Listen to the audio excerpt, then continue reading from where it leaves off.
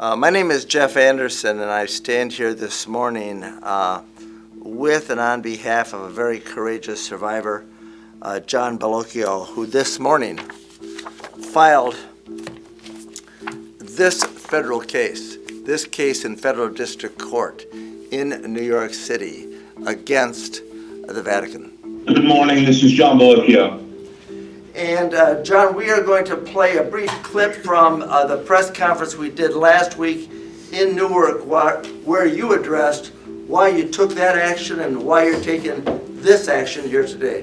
When it comes to, frankly, the truth, there is nothing to hide.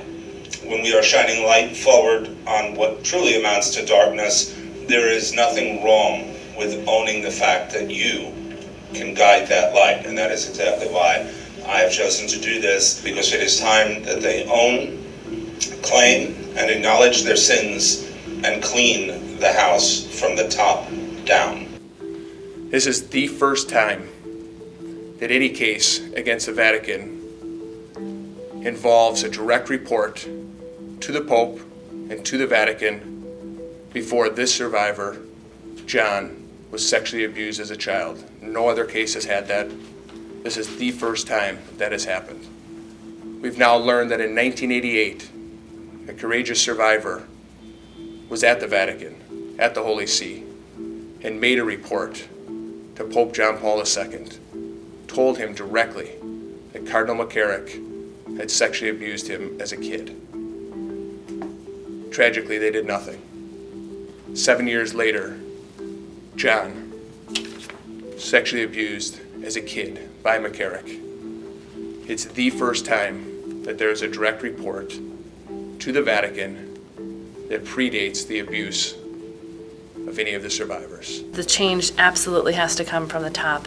If that toxic secrecy and that culture that enables this kind of behavior and crimes, and then also facilitates the cover-up, if that doesn't change at the top, how can we expect it to change anywhere farther down the line? The church is very good at taking care of their own. We know that. We are their own. Why aren't they taking care of us in the same way that they take care of the men closest to them? The priests, the bishops, the deacons, they're brought into an institution based on obedience. They are obedient to those who are above them, the hierarchy. If it doesn't come from the top, it's not going to happen. This is important. This has to happen. This is the first time there's ever been an archbishop as a perpetrator in a case against the Vatican. Why is that significant? Because it's the Pope and the Vatican, the Holy See, that selects the archbishops, appoints the archbishops, puts the archbishops in place, and have complete control over the archbishops.